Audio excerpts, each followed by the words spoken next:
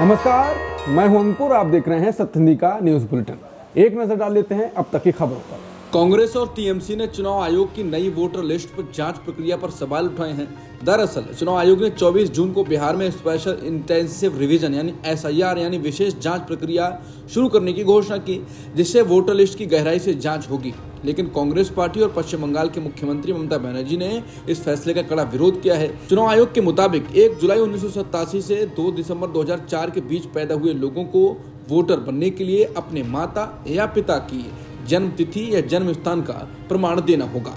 2 दिसंबर 2004 के बाद जन्मे लोगों को माता पिता दोनों के जन्म प्रमाण देने होंगे। 1 जुलाई 1987 से पहले जन्मे लोगों को ऐसे कोई दस्तावेज नहीं देने होंगे। इस पर कांग्रेस ने कहा ये योजना धोखा देने वाली है और इसके पीछे गलत इरादा हो सकता है। सरकार के लाखों कर्मचारी ये तय करेंगे कि कौन वोट दे सकता है और कौन नहीं। इससे गरीब और सामान्य लोगों को वोटर लिस्ट से बाहर किया जा सकता है। मार्च 2025 में चुनाव आयोग ने आधार से वोटर लिस्ट साफ करने का प्रस्ताव दिया था, जो ज्यादा ठीक तरीका था। लेकिन अब अचानक एसआईआर क्यों लाई गई? कांग्रेस ने कहा कि चुनाव आयोग की ये घोषणा अपने आप में ये मानने जैसा है कि भारत की वोटर लिस्ट में सब कुछ ठीक नहीं है। कांग्रेस इस मुद्दे को तब जोर शोर से उठा रही है जब से वो महाराष्ट्र विधानसभा चुनाव हार गई थी। लेकिन पार्टी का कहना है इस समस्या का जो इलाज चुनाव आयोग ने निकाला है वो खुद बीमारी से भी ज्यादा खराब है।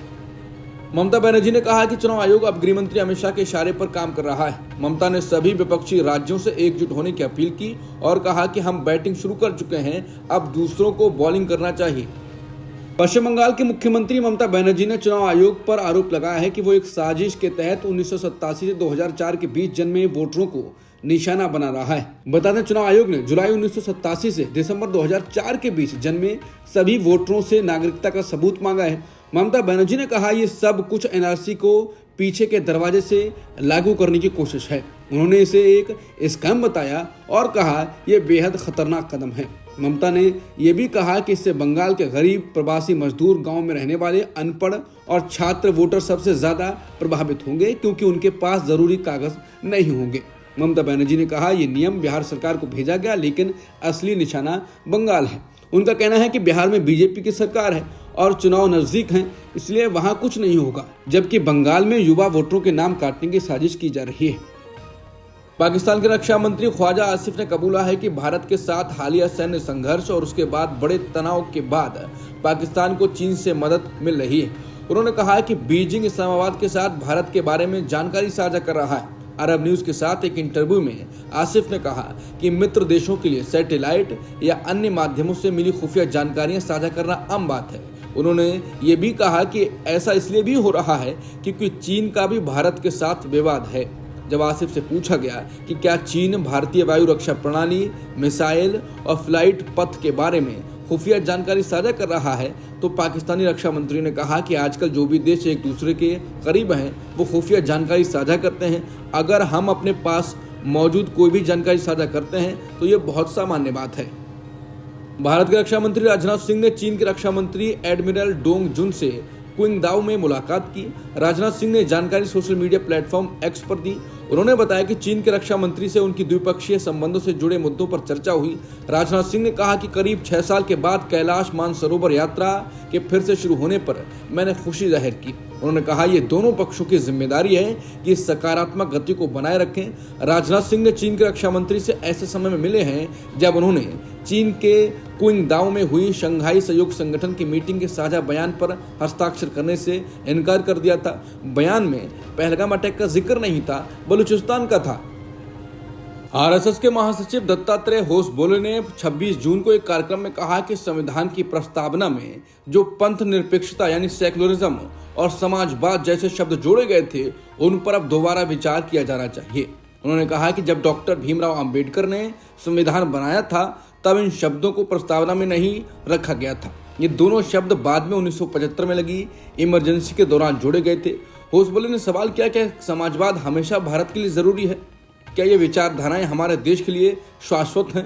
उन्होंने कांग्रेस नेता राहुल गांधी पर निशाना साधते हुए कहा कि जिनके पूर्वजों ने संविधान को कमजोर किया, आज वही लोग हाथ में संविधान की कॉपी लेकर संसद में प्रदर्शन कर रहे हैं। आरएसएस सर कार्यवाह दत्तात्रेय होसबोले के संविधान की प्रस्तावना में समाजवादी और धर्मनिरपेक्ष शब्दों पर दिए गए बयान को लेकर कांग्रेस ने प्रतिक्रिया दी। कांग्रेस ने कहा कि राष्ट्रीय स्वयंसेवक संघ और बीजेपी की सोच ही संविधान विरोधी है। कांग्रेस ने सोशल मीडिया प्लेटफॉर्म एक्स पर पोस्ट कर कहा, यह बाबा साहेब के संविधान को खत्म करने की वो साजिश है जो आरएसएस बीजेपी हमेशा से रचती आई है। कांग्रेस ने कहा कि लोकसभा चुनाव में तो बीजेपी के नेता खुलकर ये कह रहे थे कि हमें संविधान बदलने के लिए संसद में 400 से ज्यादा सीटें चाहिए। अब एक बार फिर से वो अपनी साजिशों में लग गए हैं, लेकिन कांग्रेस किसी कीमत पर इनके मंसूबों को कामयाब नहीं होने देगी। अमेरिका भारत के साथ बहुत बड़ी ट्रेड डील कर सकता है। राष्ट्रपति ट्रंप ने चीन के साथ एक डील करने के बाद ये संकेत दिया है। बताना होगा कि पिछले कुछ दिनों में भारत में ट्रंप के बयान विवादित मुद्दा रहे हैं। ट्रंप ने भारत और पाकिस्तान के संघर्ष के बाद हुए सीज फायर का क्रेडिट लेने की कोशिश की है। ट्रंप ने कहा था कि अमेरिका ने व्यापार रोकने की धमकी दी थी और इस वजह से भारत और पाकिस्तान जंग से पीछे हट गए। ट्रंप के मुताबिक उन्होंने कहा था कि अगर भारत और पाकिस्तान एक दूसरे से लड़ेंगे तो अमेरिका किसी भी तरह की ट्रेड डील नहीं करेगा। बहरहाल ट्रंप ने गुरुवार को व्हाइट हाउस में आयोजित कार्यक्रम में कहा, हमने चीन के साथ ट्रेड डील पर दस्तखत किए हैं। हम हर किसी के साथ ट्रेड डील नहीं करने जा रहे हैं, लेकिन हम कुछ बड़ी डील करेंगे। हम एक डील करने जा रहे हैं, शायद भारत के साथ, बहुत बड़ी।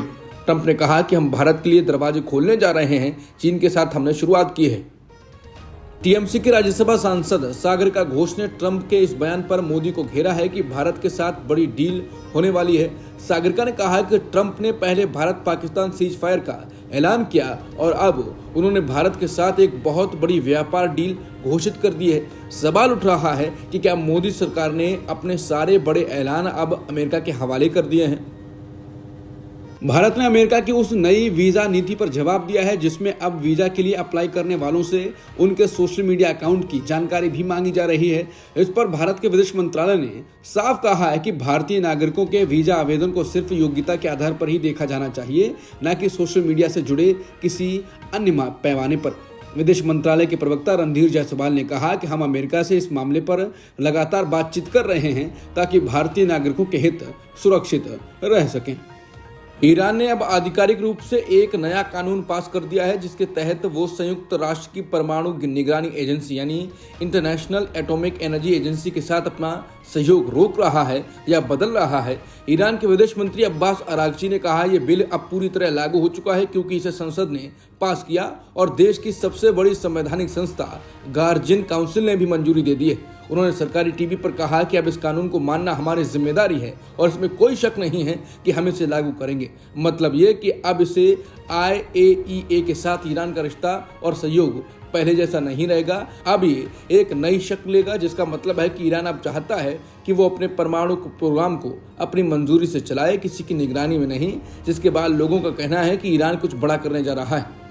इजरायल के रक्षा मंत्री इजराइल कैट्ज ने गुरुवार को बड़ा खुलासा किया। उन्होंने कहा कि हाल ही में हुए 12 दिन के युद्ध के दौरान ईरान के सर्वोच्च नेता आयतुल्लाह अली खामनेई को मारने की योजना बनाई गई थी, लेकिन खामनेई समय रहते भूमिगत हो गए और इस वजह से उन्हें मारा नहीं जा सका। इजराइल कैट्ज ने कहा कि अगर खामनेई हमारी पकड़ में होते तो हम उन्हें खत्म कर देते। उन्होंने बताया कि खामनेई इतनी गहराई में छिप गए कि उन्होंने अपने कमांडरों से संपर्क भी तोड़ दिया, इसलिए उन पर हमला करना मुमकिन नहीं था। काज ने बताया कि युद्ध के दौरान इजराइल लगातार उन्हें ढूंढता रहा। उन्होंने कहा कि हमने बहुत खोजा, हमारा मकसद शासन बदलना नहीं था बल्कि ईरान के नेतृत्व को दबाव में लेना और अस्थिर करना था। ईरान के विदेश मंत्री अब्बास अरागची ने गुरुवार को दिए एक टीवी इंटरव्यू में साफ किया कि फिलहाल ईरान की अमेरिका से बातचीत करने की कोई योजना नहीं। ये बयान अमेरिकी राष्ट्रपति ट्रंप के उस दावे के उलट है जिसमें उन्होंने कहा था कि अमेरिका अगले हफ्ते ईरान से बातचीत करेगा। अरागची ने कहा कि तेहरान अब ये सोच रहा है कि अमेरिका से बातचीत करना उसके हित में है या नहीं। उन्होंने बताया कि पहले भी 5 बार दोनों देशों के बीच बातचीत हुई थी, लेकिन हर बातचीत में उस समय टूट गई जब अमेरिका और इजराइल ने ईरान के परमाणु ठिकानों पर हमला किया। अरागची ने बताया कि परमाणु ठिकानों को काफी नुकसान पहुंचा है और अब ईरान के विशेषज्ञ इस नई स्थिति का विश्लेषण कर रहे हैं। उन्हीं आंकड़ों के आधार पर यह तय किया जाएगा कि ईरान आगे क्या कूटनीतिक कदम उठाएगा। ईरान पर हुए इजराइल के ताबड़तोड़ हमलों पर भारत ने अपना स्टैंड अब साफ कर दिया है। भारत ने ब्रिक्स देशों के समूह के साथ मिलकर ईरान पर हमलों की निंदा की है। ब्रिक्स ने इसे अंतर्राष्ट्रीय कानून और संयुक्त राष्ट्र चार्टर का उल्लंघन बताया है। बता दें कि भारत ने शंघाई सहयोग संगठन यानी एससीओ की ओर से जारी एक बयान से खुद को 10 दिन पहले अलग कर लिया था, जिसमें इजरायल की ओर से किए गए सैन्य हमलों की निंदा की गई थी।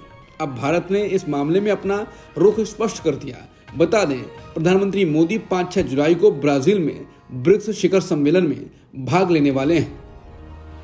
ईरान के सर्वोच्च नेता आयतुल्लाह अली खामनेई ने देशवासियों को इजरायल के खिलाफ जीत की बधाई दी है। उन्होंने सोशल मीडिया पर एक पोस्ट के जरिए ये बात कही।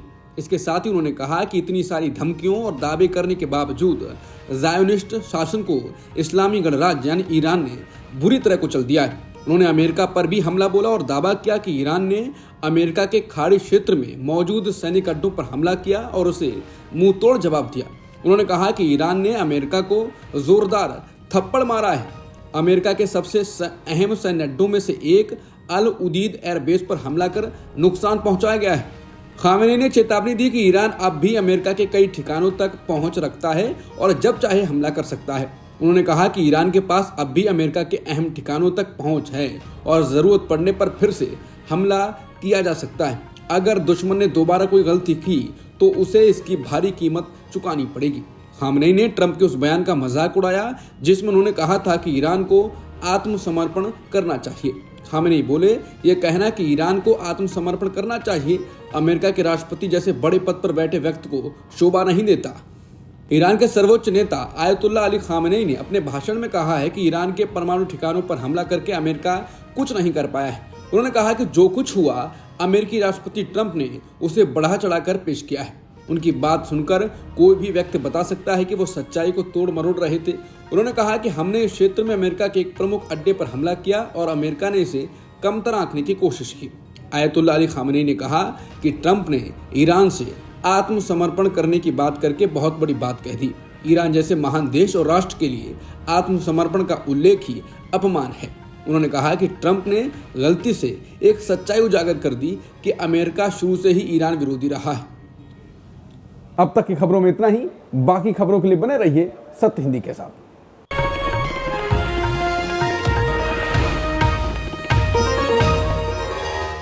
Copyright disclaimer under Section 107 of the Copyright Act 1976. Allowance is made for fair use for purposes such as criticism, comment, news reporting, scholarship, and research.